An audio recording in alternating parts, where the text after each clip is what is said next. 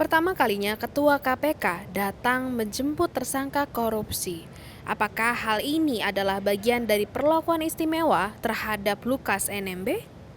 Saya rasa ini penting untuk dicatat dalam sejarah. Pertama kali Ketua KPK menyambangi kediaman tersangka korupsi.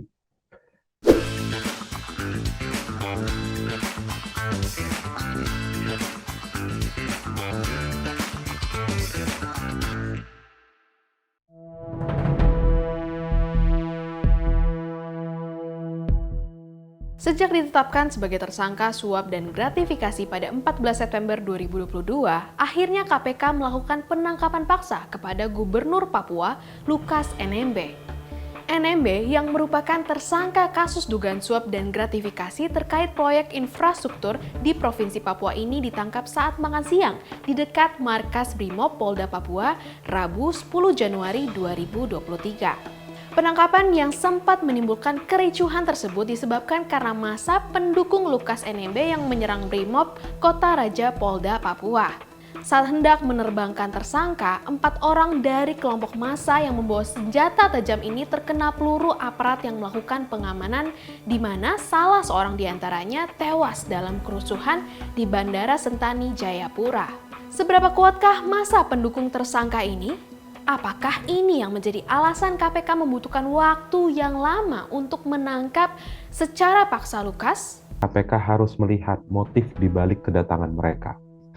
Jika memang motif tersebut untuk menghalang-halangi, maka KPK harus menjerat mereka dengan pasal 21 Undang-Undang Tindak Pidana Korupsi. Apa pembuktian untuk melihat motif mereka? Misalnya, apakah mereka saat berdemonstrasi membawa senjata tajam? Jika membawa senjata tajam, maka pertanyaan lebih lanjutnya, apa relevansinya yang membawa senjata tajam ketika KPK sedang melakukan upaya penegakan hukum?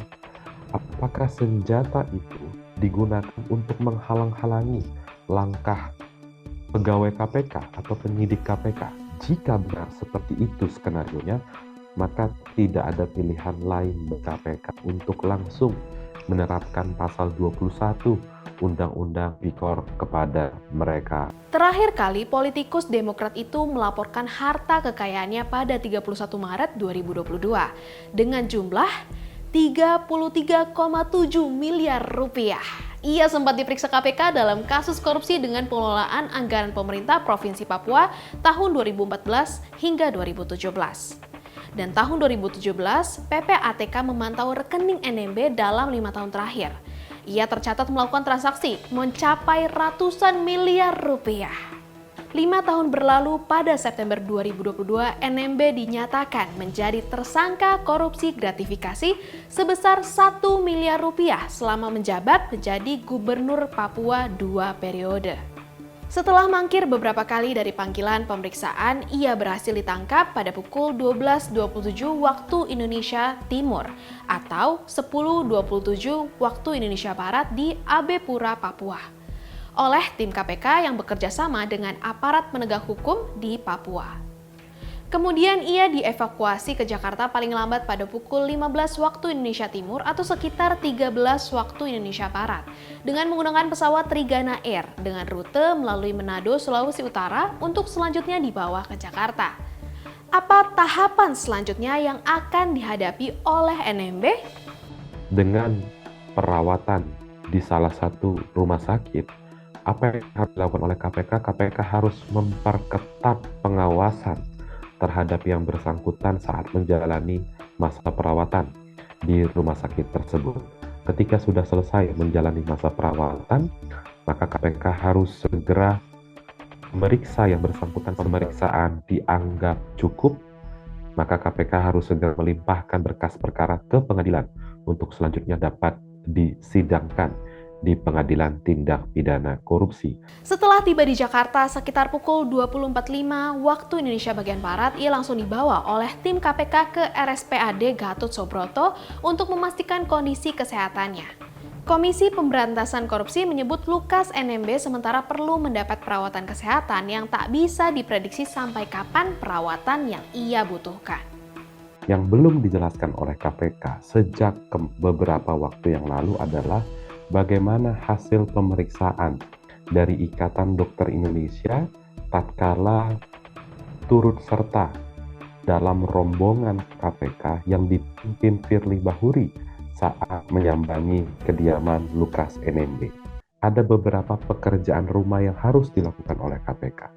Misalnya yang pertama, penyelidikan dengan tindak pidana pencucian uang.